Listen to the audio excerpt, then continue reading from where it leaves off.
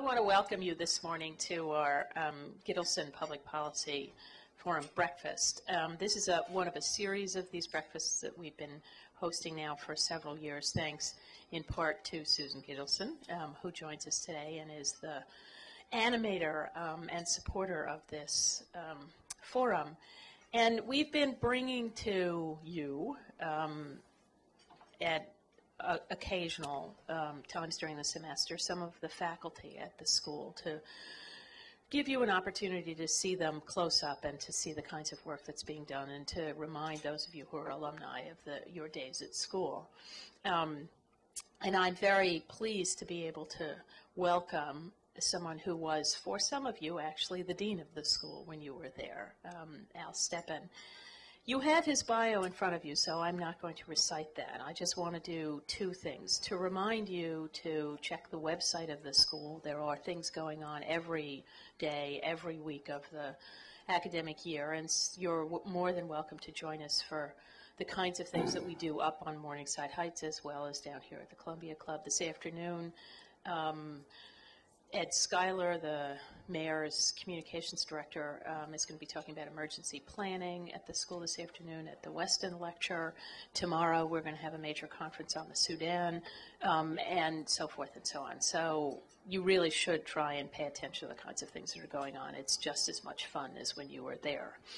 The other thing I want to say about Al Stepan is not only, of course, is he a one-time dean and a very, very significant figure in political science and comparative politics, probably the most important single Latin American specialist of his generation and my generation.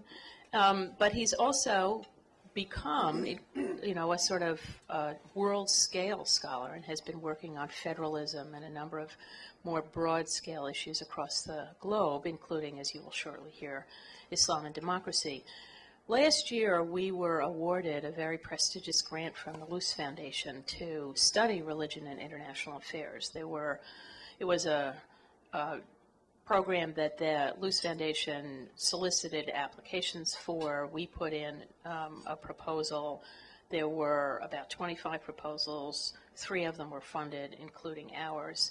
And it was really Al Stepan's intelligence and energy that created the proposal that prevailed. And so we're now in the first year of a multi-year project on religion and international affairs, and the leader of that project is Professor Stepan. So if you are interested in the kinds of issues that he's going to be talking about this morning, this is one of a set of activities that are going to go on for a couple of years. So I urge you to also get involved and pay attention to the project that the Luce Foundation is supporting up at the school. But on that note, you're all not here for the advertising. You're here to hear Professor Stepan, and so I'd like to give him the floor. Al.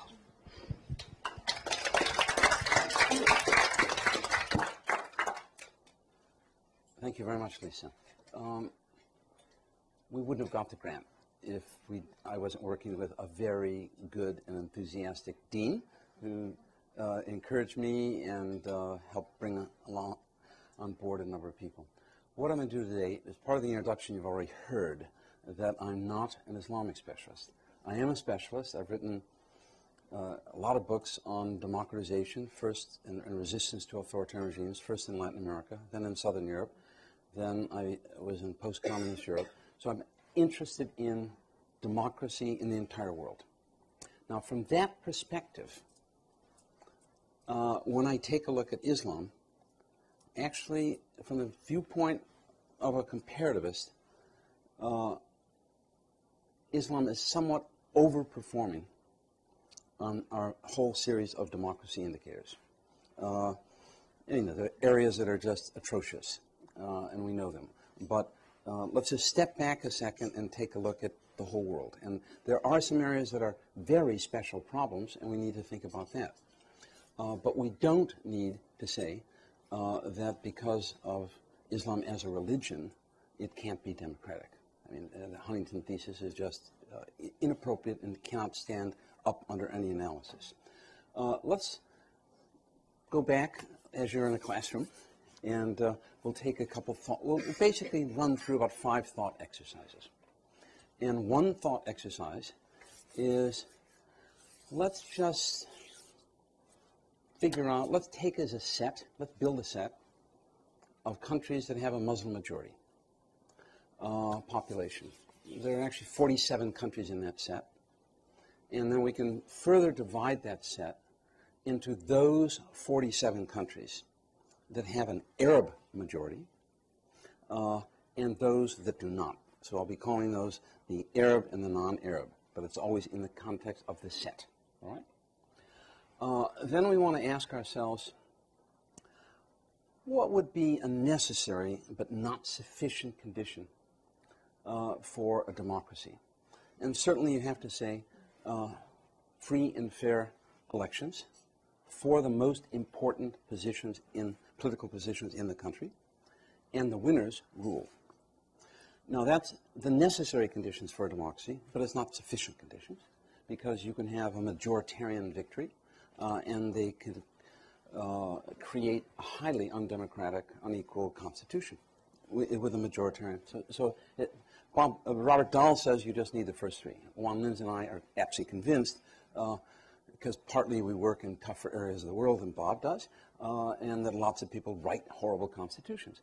Also, even if you have a good constitution, if the chief executive is not bounded by law and does not recognize constraints, we're not going to call that a democratic system. But I'm just looking at the necessary but not sufficient, because I can actually study each one of our 47 countries on that, and we can do it in 5 minutes. Okay? So then I'll use three ways of determining whether it meets that necessary but not sufficient condition. I'll use, fortunately, there's a center-right report with its own methodology that comes out every year and ranks every country in the world on a scale of 1 through 7 on political rights. That's Freedom House in New York. Then there's another one that's more center-left, different methodology, Ted Gore's Demos, or Polity, and it only is every 4 years, but it ranks all the countries in the world on a 21-point scale, -10, +10, and a 0, 21-point scale, okay? So I'll look at both of those and see what they say in, say, let's have a long period, let's have a 30-year period. The last time that I can put polity in, it's 1970, I'll use 1973 to 2002. Okay, now we're going to look at our 47 countries for that 30-year period. I'm going to be the umpire, and if there was something that I consider a ridiculous coding, I'm going to throw it out. Unfortunately, in this set, I often do throw out things, but I give my justification for not accepting that. And we can talk about that. All right, what are the results? The results are, in this 30-year period, that we have 15 countries that have met this criteria of free and fair elections for at least 3 years in a row. If you're somewhat more stringent and say 5 years, it gets reduced down to about 10 or 11. Now, who are these countries? Well, they're countries now like Senegal and Mali, Albania, Indonesia. Bangladesh is living through really hard days, but it's in there. And if you take a 30-year period, sometimes for 3 years, but never for 5 years, Pakistan was in that set, Turkey's in that set. Okay? Now, if you've been listening, when I've been giving the names of the countries, something should have already struck you.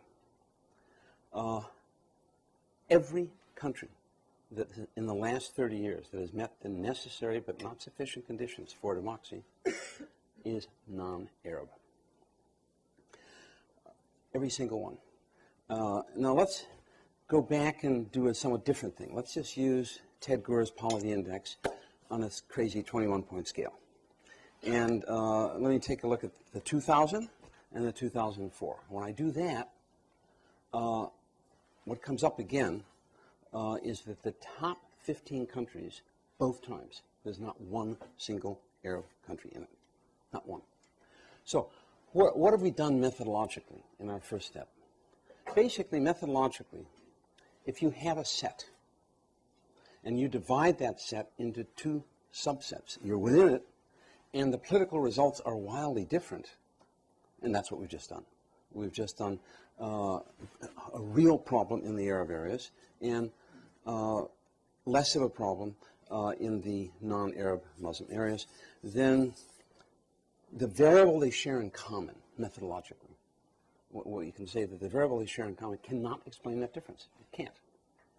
It can be important, Islam and something else, but by itself it cannot change it. Now, how these countries, Senegal, Mali, Indonesia, Bangladesh, Turkey, if one does a normal test, well, the reason why I say they're somewhat overachieving, if one takes the whole world, we normally feel that a country, and we'll do another little exercise. We'll say a country under $2,000 per capita income, from Seymour Martin Lipset on, we consider it highly unlikely that that country will be able to sustain democratic elections for any period of time. So we'll have 3 years in a row as part of that, or 5 years in a row, right? And we'll call countries that have elections in that set, but they're below 2,000. We'll call them electorally overachieving, okay? And we're not going to say anything between the area of 2,000 to 5,000 because I think it's theoretically indeterminate in that area. But once you get up around 5,000, there's another very strong consensus that over $5,000 per capita income, you really should, and statistically you will have many more. It's only statistically, it's not all, but the tendency is you're always going to have elections and you won't break down, okay? Now, then let's go back and look at our countries. What's interesting is that 8 of our 10 performers are under 2,000. That makes them the largest single set of electorally overperforming countries in the world. Then we go and look at, and they're all, of course, non-Arab. Then you take a look at over 5,000 and look at the countries that are non-performing, and what pops up is the largest group in that are Arab. So within the Muslim world, you have the largest concentration of electorally underperforming Arabs and the largest concentration of electorally overperforming. I mean, they're doing better than we would have expected. Zavorsky says that in his really huge tour de force, where he's driving the whole economic, what it predicts and what it doesn't predict in terms of democracy and breakdown of democracy, he feels that if you take a look at it, that whether a country is Christian or not, they're about where one would have expected them. And whether you're Muslim or not, it's about where you would have expected them. So that relativizes some of this discourse. And we have some, in fact, overachieving. Now I'm going to shift. I'm going to leave this set behind. And I'm going to add, well,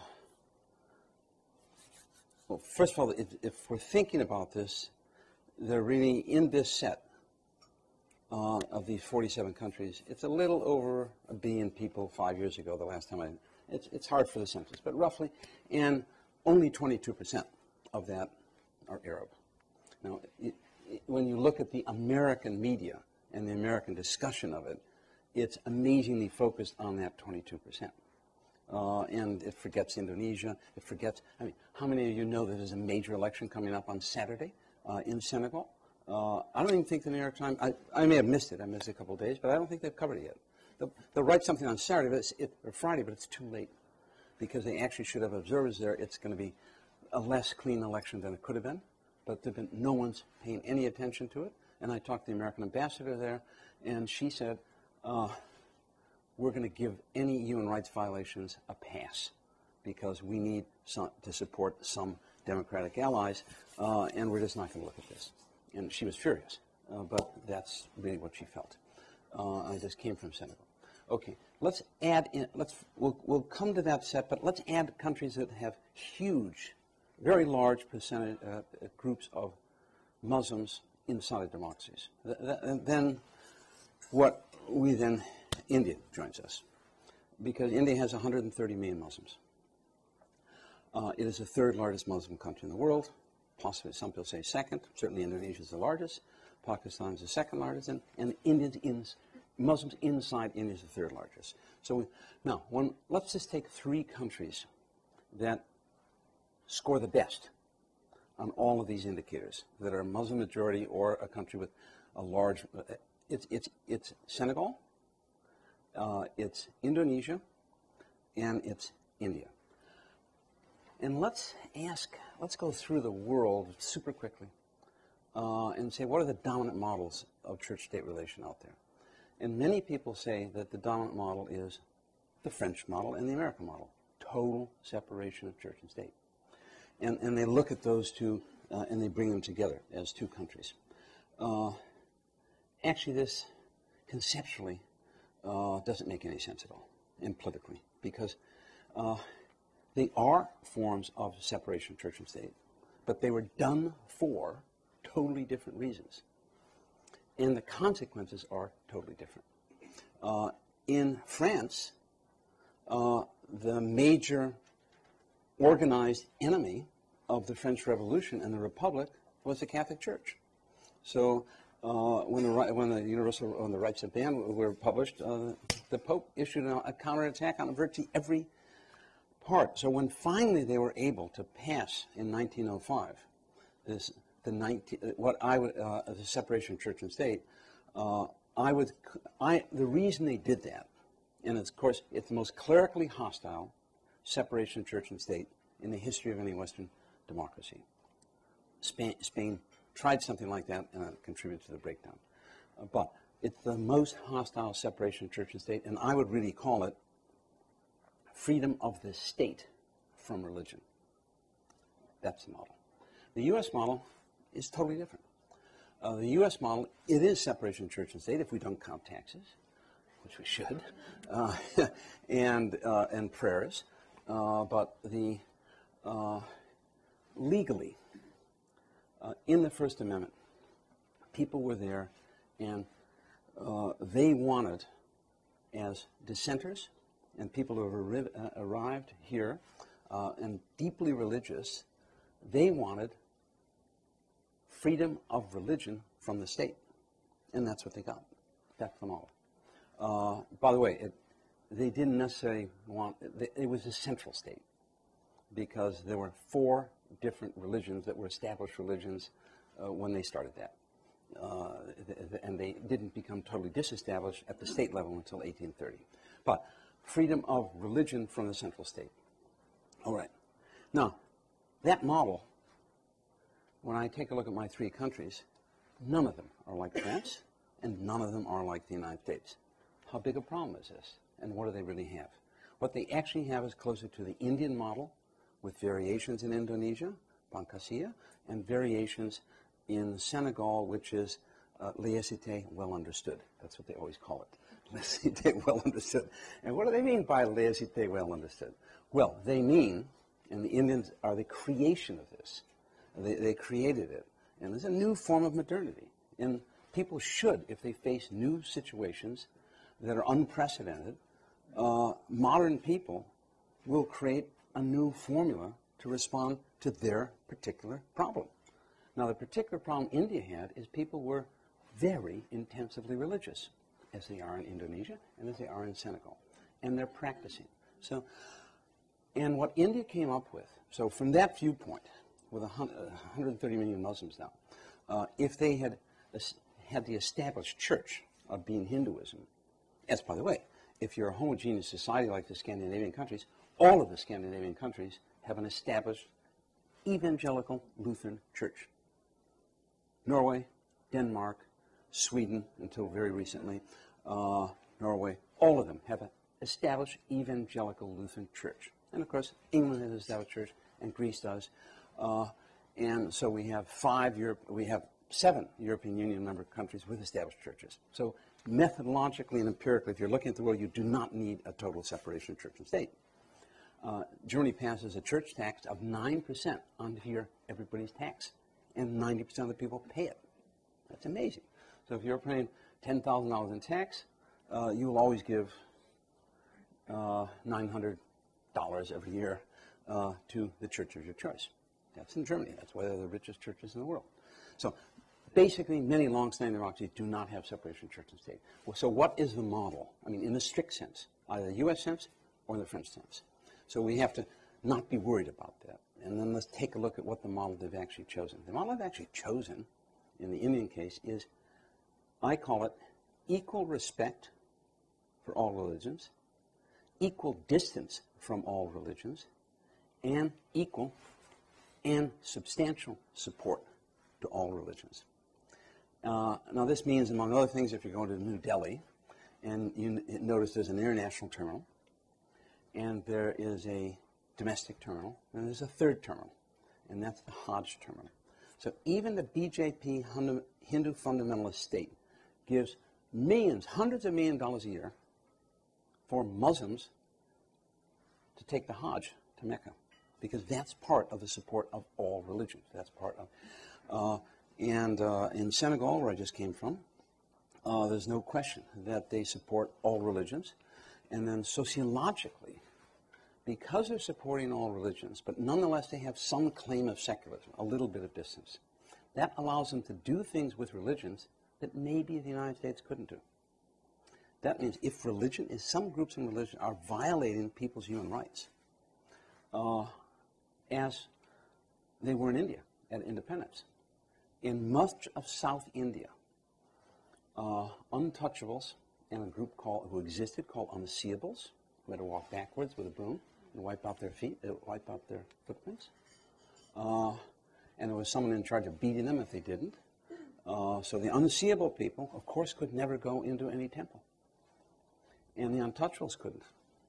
So because they have equal distance, equal respect, but not total separation, the Indian democratic government said, well, look, this is a systematic violation of some religious leaders of other citizens' rights. So basically all of those people were told that they were removed from office, and they had to have new elections, and the state said, look, this is not something that's in the area of freedom of religion. This is a violation of citizens' rights. I think I call this the twin tolerations. What you really need is not separation of church and state, but the twin tolerations as sufficient freedom of the democratically elected officials to carry out their task, sufficient freedom from religion, and people in religion should have sufficient freedom to carry out not only the private right to worship, of course you should have a private right to worship, but also to organize and give your thoughts in civil society and organize in political society. Hey, I mean, there's something called a Christian Democratic Party in Europe, right? In the Turkish constitution has no space for something like that. But we ought to see whether the Justice and Development Party can develop in its own form of self-secularization into something like a Muslim Christian Democratic Party. That's something to watch. Okay. Now, all three of these countries have this amazing formula.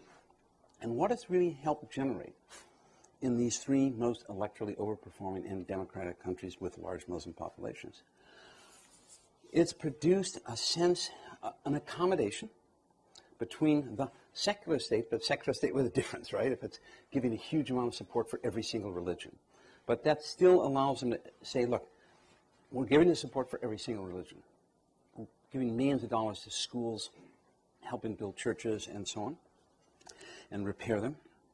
But it also gives you a chance to come in when they're violating people's human rights.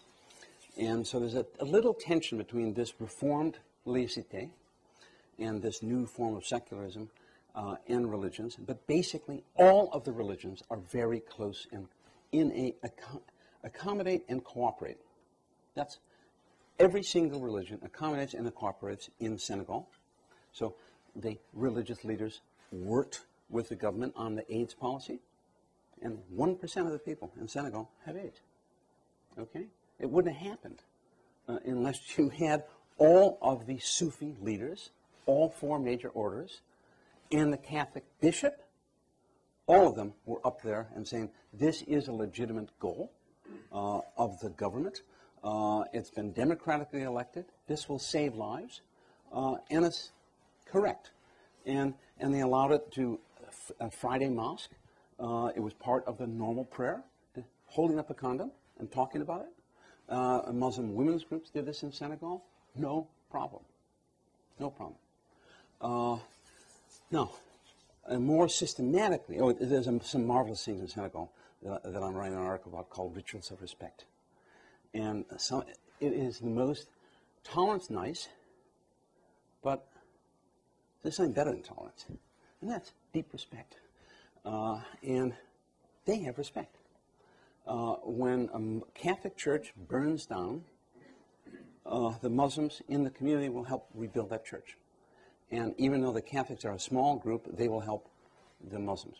And they will go to the opening of the inauguration of that, and they'll go to every major ceremony, always. And the democratic officials go to the major religious days. And if you just take a look at the calendars of India and Senegal, they're identical. Every single major religion does a holiday for that, or Sufi order. So it gives you a lot of holidays, but it's really quite extraordinary. And then go to a place like Sri Lanka, and the only holidays are Buddhist holidays. And they have an equal percentage of Muslim population, and they're having a civil war right now. So accommodation and respect. And this is amazing. And they've invented all sorts of funny games of rituals of respect. If one person, if you have 3 names and I have 3 names and one of my name is the same as yours, as soon as I find that out, I should go and say a slightly rough joke to you. Then I'll back away, and you should give a slightly rough joke to me. And we go through 2 more iterations of that. And when we leave, male or female, everyone's just going to touch each other, go something. But that's a way of blunting the edge of difference. And they created this. It's called joking cousins. So basically what you create is a whole series of relatives, because you wouldn't think of being violent to a relative. So you're constantly creating and extending in an inclusive way your kinship functions. And you do it in language. Originally only 40% of the people spoke Wolof, now 70%, but there are all sorts of games on that. And that's very important. Okay, rituals of respect. And let me shift to India, somewhat more systematically, because the rituals of respect is anthropological. I think it's real. It's very important. I saw it everywhere, all the time. Lisa, tell me about this. The bishop of Dhaka is a convert from Islam, and he can walk around. He's not considered an apostate by anybody. He has no bodyguards. Whereas if he did that in many countries in the Middle East, he'd probably be killed as an apostate. And so this is one of these deep, deep differences. Okay, I did a very systematic survey with Juan Lims and Yogendra Yadav. It'll be published, it'll be called Democracy and Multinational Polities, India and Other Polities, something like that. Anyway, we did a survey that had 26,000 people, very large, census-based, so the right number of women, the right number of poor people, the right number of non-Hindi speakers. And we created an index for intensity of religious practice. I won't go through it, but it's a 5-part index, composite index, and we created an intensity of anti-democratic actions that you support, such as we'd be better off if you had a military regime, or we'd be better off if you never had any elections. So if people answered a lot of those, we're going to say, well, they're very undemocratic. And so we have an index of democratic sentiment, an intensity of support for democracy, and an index of intensity of religious practice. We don't call anyone intensely religious unless they pray they say they pray every day. They say they go to a mosque or a temple once a week. And most importantly, they say they participate in some collective activity with their co-worshippers once a week. Then you're high. So what are the results? The results are, among Hindus, the greater the religious practice, the greater the support for democracy. That's in Hindus. Okay. I was terrified of the results because I created this with 26,000 people, and it was just reviewed last week by the Prime Minister of India.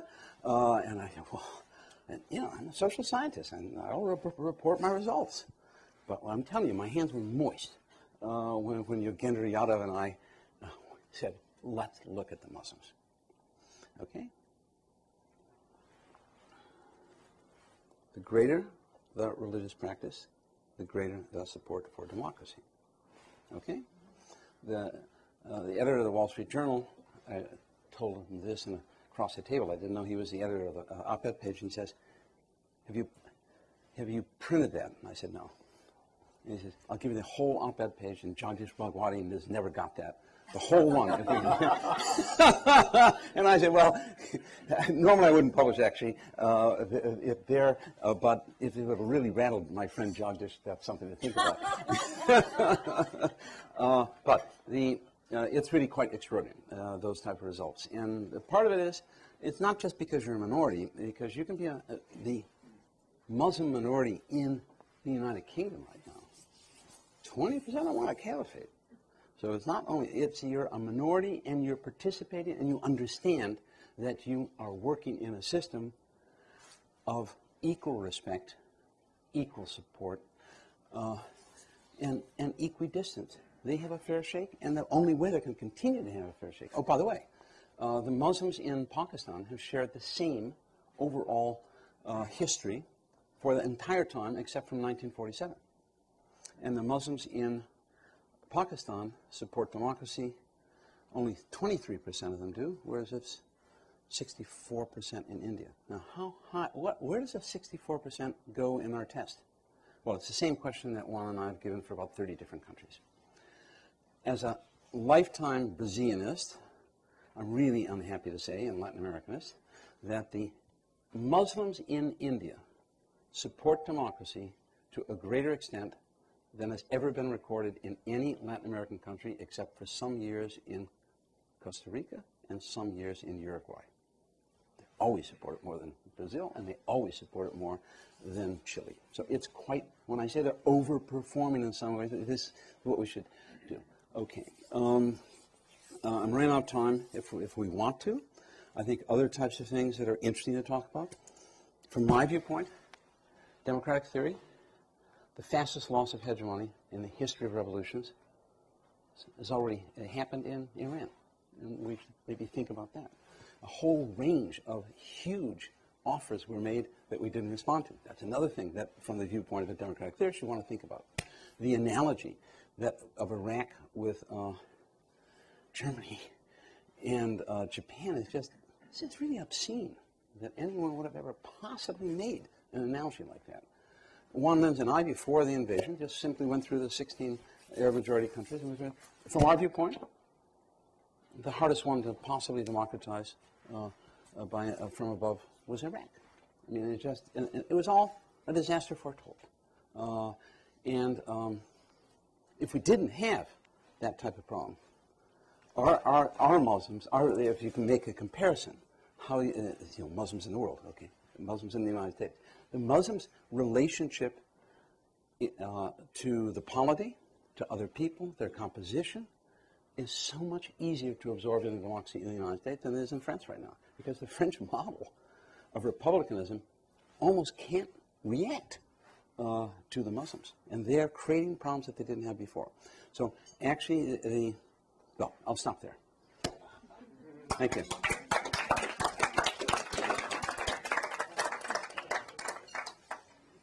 Al, we're going to have questions for you, no doubt.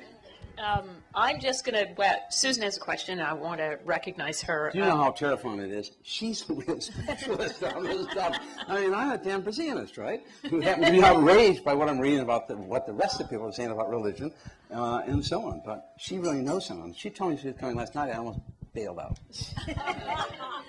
Well, the only comment I had was actually a very local one, which is, of course, one of the most important rituals of formal government respect in any event in New York City is when alternate side of the street parking is suspended. And about 10 years ago, several Muslim holidays were added to that list. And that was a deliberate, inclusive, American style. How do you say this is the civic community? You put those holidays on the list for, which is why you could never find a parking space anymore. Susan. Al, this was so fascinating, enlightening, and worth disseminating. And we're so glad you conquered the Wall Street Journal in advance, and you'll have your publications, because it's important that everybody understand that, the wide range of choices that one can have.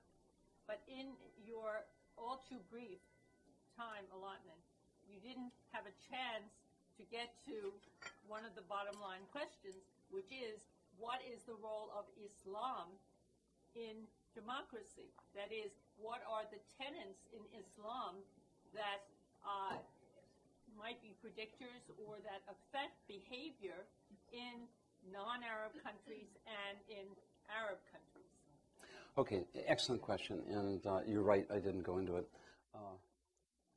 As a general position, I look at every single one of the world's religions, and all of them I can fill pretty much that whole wall with things that are somewhat difficult for religion, for democracy from those religions. Calvinism, for example. Calvin had a theory that God selected leaders. So the idea that you could have elections to select leaders is absolutely a theological atrocity for Calvin. And Calvin also wanted a good civil society. And what he meant by a good civil society was, after sundown, he would ideally like no non-Calvinists in Geneva. Okay, well, he moved. Now, I can go through each one of them. My own Roman Catholicism, I can go through Lutheranism, I can go through Orthodoxy. Every single one of them has a lot of the stuff, okay? Every single one of them has some things. It's a smaller part of the wall, but every one of them has some things that are usable for democracy. So the fundamental point about that is all religions are multivocal. And what you do, you cannot do what John Rawls says, take religion off the agenda. I mean, give me a break. If religion is the major thing that people are fighting about, how can you take it off the agenda? You have to put it on the agenda and talk about it, argue about it. And the people over here, the Democrats in their tradition, have to argue every day of their life against the non-Democrats. And they have to seek allies. This is what they didn't do in Iran. Allies with secular people and other people. And now, the usual things in Islam? Well, the most important and shortest surah is, in matters of religion, there should be no violence. Hey, that is God speaking directly to Muhammad. In matters of religion, there should be no violence. That's very strong. Also, in the Quran, there is no specification of the details of any government. So people like Wahid, head of Muhammadiyah, head of NU in Indonesia, in a series of long discussions with him, he just says, look, that is open. That is for human judgment and situation to fill in the content. They also say that, look, in the Quran, they talk about a certain necessity for consultation. And of course, the Prophet did that in Mecca. But under modern circumstances, with millions of people in a polity, how do you do that consultation? We recognize that's important. He says, I think you can't do it any other way than an election, and a free and fair election. And then he said, look, the Prophet also talks about consensus. And this is a real killer. And that you need consensus in the political community. That's just not only the religious community, but you're three things. At least by the time you get to Indonesia, Islam is always three things. It's all about the integrity and non-disintegration of the state, and they're nationalists. So you're a nationalist, and Wahid's a nationalist, and he's the head of NU, 28 million Muslim, and a president. So he wants to not have their state disintegrate. So focus on the state much more than the Middle East, where it often cuts across. A focus then on the peace within the political community, and he says, who's in the political community? He says, everyone living in the state. So there's some Confucians, there's some Hindus, there's some Buddhists, and he says, actually, only half of the Muslims are practicing. So to apply hard Sharia on them in this context would violate a sense of an organic political community. So we must be ideologically totally against a Sharia state. And then he happened to notice in my CV that I was trained by the Jesuits. And he says, well, you know something about natural law, right? I said, yeah, I know something about natural law. And he says, actually, I don't want Sharia. But if it was, Sharia properly understood probably isn't any different from your idea of natural law. So there are things that are usable. This guy's using it all the time. That's part of the discourse. That was even part of the discourse in Iran. So we wouldn't have these data for the 130 million Muslims in India if they weren't using all of these ideas. And they're used every one of my interviews, someone will touch on this set of ideas. So they're out there, they're available. So it's just ridiculous for someone to write a book and start it with 15 horrible things from interpretation of the Quran or something and say, well, that obviously it's incompatible with democracy. Because I could start my book on it with Lutheranism or Catholicism and with the same type of thing. We have to get past that. It's just methodologically unfounded. Iran. I spent 2 years there in the embassy. The revolution, when it took place, it was not only clericals but leftists, and so they decided, after what shall we call the new regime?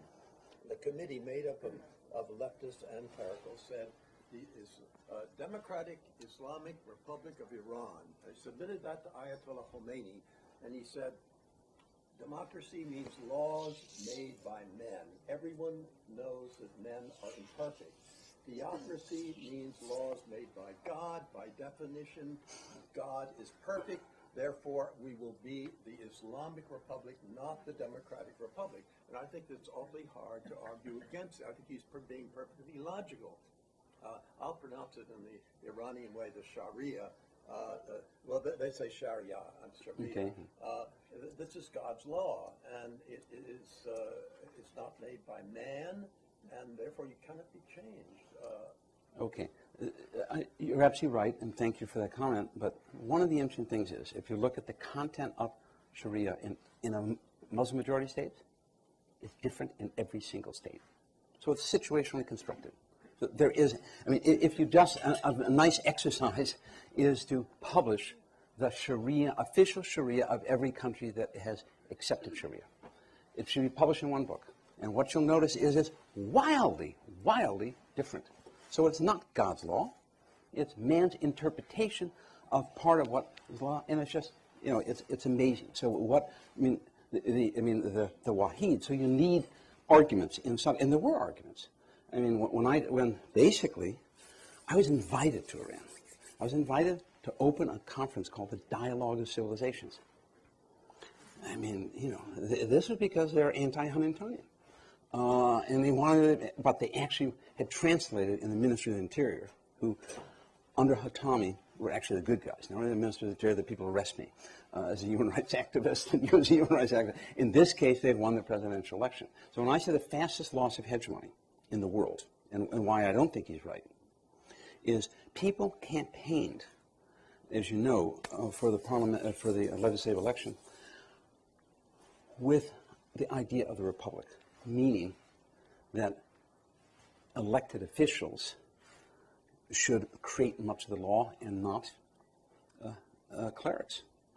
That was the real subtext of that. No, this was not a free and fair election, but it produced a 70% majority for people who wanted Republican, and the president was elected twice. That's why, in comparative sense, if you look at the great revolutions of the world, Chinese Revolution, Russian Revolution, American Revolution, French Revolution, Mexican Revolution, Cuban Revolution, none of them have lost what Gramsci would call hegemony, a willing assent to the general direction of things. No one, it's the fastest loss of hegemony in world history, and it revolved around this, that most people actually didn't want to live in a theocracy. They wanted to live in a republic. How about the latest election then? Well, the latest election, no, you're right, but the latest election, in the first round, he got less than 20% of the vote. So it's one of these funny things that, the most recent elections, the freest elections there are the municipal ones. And he only elected 2 people. There's already some, and then the public opinion poll, you saw that. Public opinion poll commissioned by the Parliament came out with a stunning percentage of people who wanted a normalized relationship with the United States. And then they were all put in jail. And they said, well, gee, they commissioned 3 different people because they knew that the results would be considered, wouldn't be accepted. So 3 different people. All of them were going in the same direction. They were all put in jail. And it was commissioned by the Parliament. And it's quite amazing. Now you should probably take 1 or 2 more. That's it. Yeah, okay. You ended your talk, I'm from Belgium. Yeah. Just at the moment you were going to say something about the difference of integration of Islam in Europe or France in particular and America, saying you seem to say that America can integrate its Muslim people so much better than we can in Europe? Then the French can. That's what I said. Because the French have a system that the only identity anyone can have is a French citizen. They can't be a Muslim French. They can't be an Algerian French. They can't be, they can only be French citizen, all right? So it's forbidden to take any census data about religion, origins, and so on. And if affirmative action, and they hate affirmative action. Affirmative action is impossible. But they couldn't do affirmative action because they have no data on it. And even if a company, but they know there's terrible prejudice.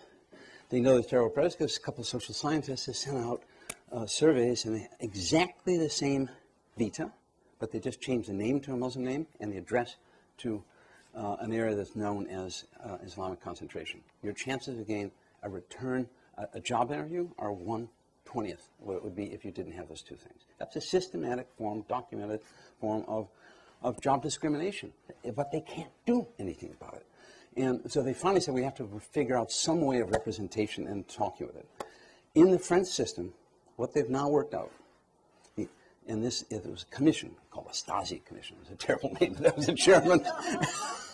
And because of Lisa, I was able to work in Paris in the fall teaching at Sciences Po. And the biggest thing was talking this. And the Stasi Commission came with the following formula, very French, that since we can't acknowledge that there's any religious practice and we can't treat you as that, we'll determine representation and who we'll speak to on the following criteria. Square feet of mosque. Square feet of mosque, that's it. Now, that has some huge problems. Less than 50% of all the Muslims go to any mosque. So the moderate, non-practicing people who are totally integrated, they are simply systematically not counted in this formula. Then people, Sufis, my beloved Sufis, from Senegal, I mean, there's some unbeloved Sufis in the world, but the Sufis of Senegal and Black West Africa, their idea of Sufi is that God is in every one of us. And since God is in every one of us, whatever our religion, the idea that you could kill that other person is blasphemous, because you're killing God. And just, that's part of the rituals of respect. That's the deepest rituals of respect. Okay, they're hardly represented because their mosque is in the street on Thursday night and Friday. And they have dairas and they go around, or they have small things, so they're not there. So what you have is the two biggest mosques. Who gave the two biggest mosques, and therefore the most counted? Saudi Arabia and Algeria. So that's a formula they have, and they just can't. Now, the United States, no, so their other problems is a highly concentrated country of origin who have recently had a war with you.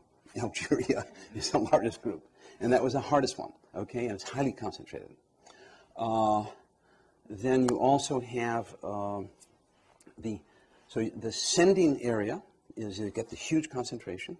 The United States, the largest single group of Muslims are actually Indians. And so that's why some of the Muslim organizations, it's hard. They're South Asians, but people guess they're probably Indians. But in any case, they're from so many different countries. So it's not concentrated. And we don't have this recent conflictual history with them. And in France, the per capita income of Muslims is way below average. And in the United States, as you know, it's now above average. And education's above average, partly because of changes in the 1965 law. So we have a geographically dispersed, inside the country, above average group of people who came from all over the world. And by the way, about 40% of all the Muslims are, in fact, Americans who became Muslims, but they were originally associated with Elijah Muhammad, but 1965, with the killing of Malcolm X, 95% of the American blacks left that group, and they left the Nation of Islam. So the largest group, so Islam has to be Americanized, just like Catholicism was Americanized, and Judaism was. So it will become an American religion. And then, of course, and then the question of how they relate. They're going to relate. In France, there's no tradition of no legitimate tradition of organizing yourself by religion and demanding things from the state. Here, it's the oldest thing in the world. You organize by religions, you get off the airplane or the boat or wherever, and you go to your place and you say, here, I'm here, help me with a job, help me with my papers, and so on. And then so our denominationalism, which some people call the creation, it's not the separation of church and state, it's the amazing fusion of different forms of religious organization into denominationalism. That is the sociological invention of America. Our Islamic population will partake of that sociological innovation, this huge denominationalism, plus they're above average in income, above average in education, they're diverse, and they don't come from one country who's hostile, and most of them. And so if we didn't have things like Iraq, we would have a really pretty easy relationship. Iraq's been devastating. People who had a good opinion of the United States in Indonesia in 2000 was 60%. 2003, it dropped to 15%. It's now up to 30%, but it's still half lower. So virtually every country I have data for, something like this has happened. One more. Yes, sir. Thank you. Because you mentioned the dialogue of civilizations that was Iranian-based, what do you think about now the UN Spanish and Turkish-based alliance of civilizations? I'm for it. No, I think it's a big thing at the UN. Yeah. No, I think, well, in general, I would like to back off civilizations, but I like because they're all so complex. We're all of our civilizations are changing now, and Islam as a civilization in here is changing. So the deterritorialization of nationality groups as this huge diasporas. Oh, by the way, this other thing on the French-American comparison, Muslims are less than 5% of our population, of our immigrants, and they're 65% of the French immigrants. So everything about the French situation is more difficult. And we can talk about Turkey and so on. No, I think it's a marvelous initiative. And I hope in the long run that they back off. I think that the whole idea of civilizations, as we understand it, carries too much 19th century baggage. And that there is tradition, modernity, church-going, low church-going, non-democratic, democratic, as if all good things are on this right-hand side of the box. They're not. The only country where all those good things are together, actually, is France, and they have some of the problems that we talked about. The United States is high religious practicing. All the Scandinavian democracies, probably the best democracies in the world, all have established churches. So it's a much more complex thing. Or India. India has been modernizing. It's the second fastest growing country in the world in the last 20 years of any size. But it's been also re-traditionalized in part of Hinduism, or we wouldn't have the BJP government. So, I mean, we really, to buy any idea of civilization creates problems that we actually need to transcend at this point. So, but I as a political gesture and symbolism, I love it. I love the fact that I was invited to open a conference on a dialogue of civilization in Isfahan. And they knew exactly what they were doing. I mean, I'm impressed, as no doubt you were impressed, I mean, this horrible period with American captives and so on, but in general, it's a pretty, it's a very cosmopolitan country, and it has resources it can use, Iran, to come back again. We'll see. But the overwhelming amount of people on this survey want to have good relations with us. It is cosmopolitan in that they have, more than any other place, people have German PhDs, French PhDs, American PhDs, Indian PhDs, and in that sense, they're really open to the world, and they have a very proud history. And so this moment we can get by, too, I hope. It would be a disaster if we found it. Thank you very much, Al. Thank you. So I hope that whetted your appetite for coming up and seeing some of the activities back up at Morningside Heights, and we'll see you again down here. Thanks very much. And thank you very much for coming.